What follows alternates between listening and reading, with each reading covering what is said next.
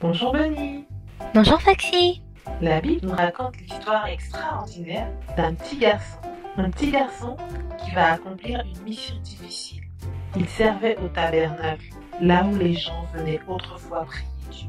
C'était surtout les grandes personnes qui entraient dans le tabernacle pour offrir des sacrifices. Que fait donc ce petit enfant dans le temple? Seuls les prêtres pouvaient accéder à cet endroit, le lieu saint, la pièce où se trouvait le chandelier. Aucun enfant n'avait normalement le droit d'y entrer. Écoute un peu.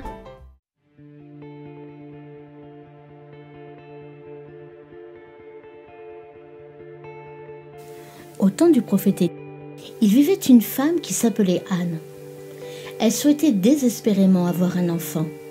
Cela faisait plusieurs années qu'elle était mariée, mais elle n'en avait toujours pas. Quand Anne allait au temple, elle priait et demandait à Dieu de la bénir en lui donnant d'avoir des enfants. Elle dit à Dieu, « Si tu me donnes un fils, je te le consacrerai. » Lors d'une de ses visites au temple, Anne pria avec intensité. On voyait sa bouche former des mots qu'elle adressait à Dieu, même si on n'entendait pas le son de sa voix. Le prêtre Élie a pensé qu'elle était saoule et s'est énervé contre elle. Anne lui a répondu en larmes. « Je ne suis pas saoule, je prie pour avoir un enfant. J'ai désespérément envie d'enfanter. » Élie lui dit en retour, « Va, le Seigneur t'accordera un fils. » Anne, le cœur rempli de joie, retourna chez elle. Et les choses se passèrent comme Élie l'avait dit. Et selon la promesse de Dieu, Anne donna naissance à un petit garçon qu'elle appela Samuel. Elle était tellement heureuse. Elle s'est souvenue de sa promesse à Dieu, qu'elle consacrerait son enfant au service de l'Éternel. Le jour où Samuel était assez grand pour aller travailler dans le temple arriva. Anne était triste de se séparer de Samuel, mais heureuse parce que Dieu avait des grands plans pour sa vie. Élie et ses fils rebelles vivaient aussi dans le temple. Il était déjà vieux quand Samuel arriva pour vivre avec eux. On lui confia la tâche importante de maintenir l'ordre et la propreté. Samuel travaillait, vivait et dormait au temple. Une nuit, après que Samuel se soit couché pour dormir, il entendit une voix. Samuel. C'était la voix de Dieu, mais Samuel ne le savait pas. Il pensait qu'Élie l'appelait.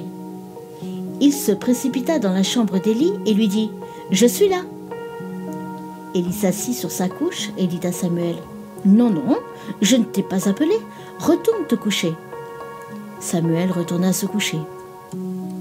Un peu plus tard, il entendit de nouveau la voix « Samuel. » Il retourna voir Élie. « Cette fois, je t'ai encore entendu m'appeler. »« Non, retourne te coucher, je ne t'ai pas appelé, » lui dit-il. Et les choses se passèrent à nouveau de cette manière pour la troisième fois. La voix appela Samuel. Il se précipita encore vers Élie et dit « Je t'ai entendu m'appeler de nouveau. » Élie comprit donc que c'est Dieu qui appelait Samuel, qu'il avait un message spécial pour lui. Il dit donc à Samuel de retourner se coucher et dès qu'il entendrait à nouveau la voix, qu'il réponde « Parle, Seigneur, ton serviteur écoute. » Et la voix appela de nouveau. « Samuel, Samuel !» Samuel regarda autour de lui et répondit timidement. « Parle, Seigneur, ton serviteur écoute. » Alors Dieu commença à parler à Samuel. Dieu dit à Samuel qu'il allait punir les fils rebelles d'Élie. Ce message attristait Samuel, mais il savait que c'était important. Le lendemain matin, Élie voulut tout savoir. Samuel lui dit alors que Dieu allait punir ses fils, car Élie ne leur avait pas appris à obéir à Dieu. Longtemps plus tard, les choses se passèrent conformément à ce que Dieu avait dit. Les fils désobéissants d'Élie moururent.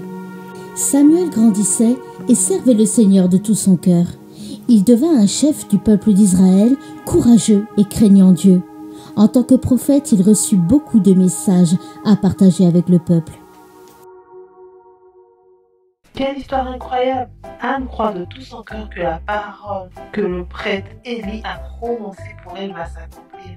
Et dans l'année elle met au monde un bébé. Comme elle est heureuse. Elle lui donne le nom de Samuel. Elle va tenir sa promesse et le confier au prêtre Élie.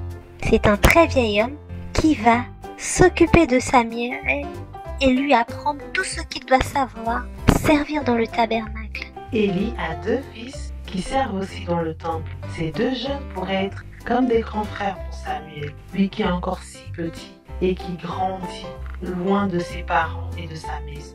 Malheureusement, les fils d'Élie se comportent très mal. Ils n'obéissent ni à leur père, ni à Dieu. Alors, Dieu va s'adresser à une personne qui l'aime et le respecte, l'enfant Samuel. Dieu a vu son cœur fidèle et choisi de lui parler et de l'utiliser. Il va l'appeler pendant la nuit. 1 fois, 2 fois, 3 fois, et lui donner un message. Malgré sa peur, Samuel a le courage de délivrer le terrible message à Élie. Il va lui annoncer que Dieu ne laissera pas vivre ses fils longtemps. Pas facile à dire, n'est-ce pas? Oui, Samuel préfère obéir à Dieu plutôt qu'aux hommes. Maintenant, Dieu sait qu'il pourra compter sur Samuel pour parler à son peuple. En grandissant, Samuel deviendra un prophète. C'est par lui que Dieu va s'adresser à son peuple. Et tout le monde reconnaîtra l'autorité que le Seigneur lui a donnée. Tu peux être, dès maintenant, une fidèle servante ou un fidèle serviteur du Seigneur, car cela n'est pas réservé aux grandes personnes. Le Seigneur a besoin aussi des enfants.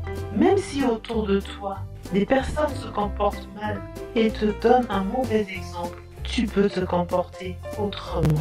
Choisis de servir le Seigneur, de grandir sous son regard et de lui être agréable. Maintenant, retrouve les activités. J'espère que tu as pu les imprimer.